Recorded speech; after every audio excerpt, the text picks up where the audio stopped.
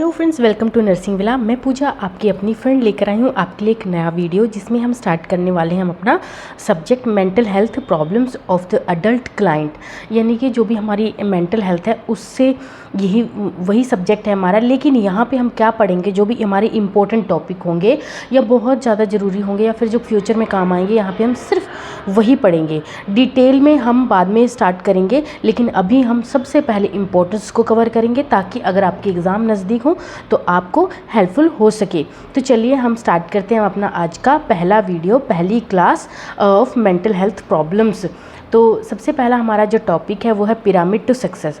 तो किसी भी सब्जेक्ट को पढ़ने से पहले हमें पिरामिड टू सक्सेस क्यों पढ़ना ज़रूरी है, क्योंकि हमें ओवरव्यू मिल जाता है कि इस सब्जेक्ट में हमें किन किन मेन चीज़ों पे कवर करना है, मेन चीज़ों पे फोकस करना है और किन किन चीज़ों को कवर करना है।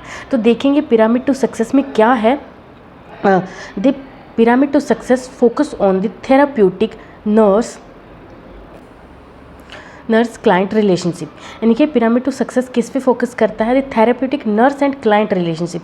नर्स का और जो क्लाइंट का रिलेशनशिप है वो थेराप्यूटिक होना चाहिए, उसी पे फोकस करता है।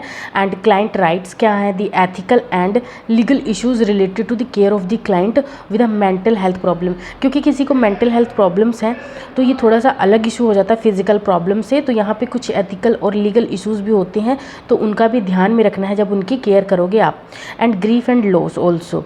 Pyramid also focus on the use of restraints, यानी कि सिक्योरिटी डिवाइस। जब हम किसी पेशेंट को रिस्ट्रेन करते हैं, रिस्ट्रेंट्स यानी कि जब कोई पेशेंट कि आपने टीवी में भी देखा होगा, जैसे पेशेंट को क्या करते हैं, बांध देते हैं क्योंकि वो हद से ज़्यादा क्या करता है, वायलेंट हो जाता है, कुछ भी जिस तरीके से उसकी मेंटल कंडीशन होती है। तो जब हम रिस्ट्रेन करते हैं तो हमें किस चीज़ पे उसकी जो भी सिक्योरिटी डिवाइस है उस टाइम पे किस पे क्या करना है। जब भी हम उनको यूज़ करेंगे तो हमें ध्यान रखना है उनको कैसे यूज़ करना है, कब यूज़ करना है, उनका सिलेक्शन कैसे करना है। कन्वल्सिव थेरेपी, अगर आप मेंटल हेल्थ पढ़ते हैं अभी भी या पढ़ चुके हैं तो आपको पता होगा कि जो ECT है ये पहले बहुत पॉपुलर थी, लेकिन अभी ये बहुत रेयर केसों में दी जाती है और कई जगह पे तो ये बैन भी है। और ये patient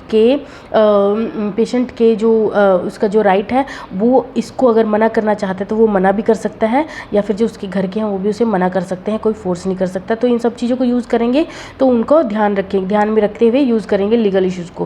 care of the client with the addiction, जो भी पेशेंट एडिक्टेड है उनकी कैसे करें, सच एज ईटिंग डिसऑर्डर है किसी को, सब्सटेंस अब्यूज़ डिसऑर्डर है, gambling disorder is another focus area.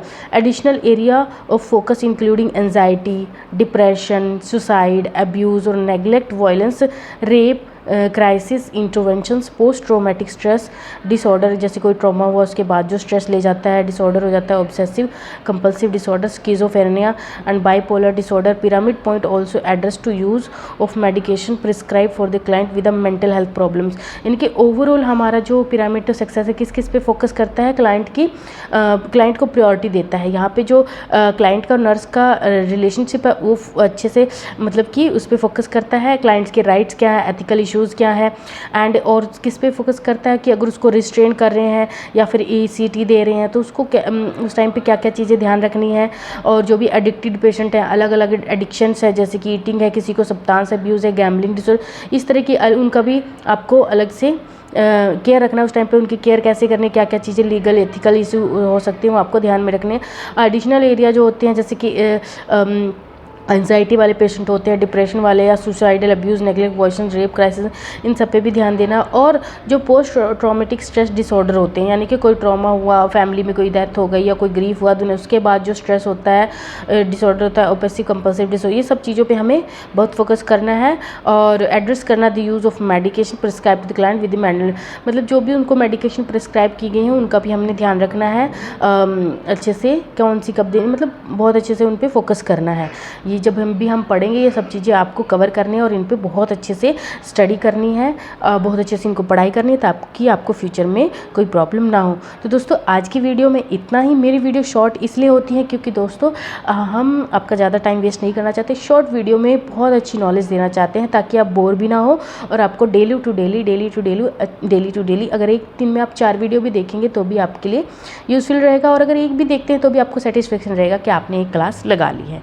तो सेकंड जो हमारा इंटेंशन है वो है कि आपको शॉर्ट नोट प्रोवाइड करना, इंपॉर्टेंट टॉपिक प्रोवाइड करना, यही हमारा टारगेट है। अगर आपको हमारी वीडियो थोड़ा भी यूज़फुल रही, आपके लिए हमारी वीडियोस कामगार रहते हैं, आपके एग्ज़ाम में हेल्प करते हैं किसी भी चीज़ में, तो प्लीज़ मुझे बताइएगा कि आपकी वीडियो आपको किस चीज़ में, हमारी वीडियो आपको किस चीज़ में हेल्प करती है और कितने % करती है। चलिए फिर मिलते हैं नेक्स्ट वीडियो में नेक्स्ट टॉपिक के साथ। Thank you friends.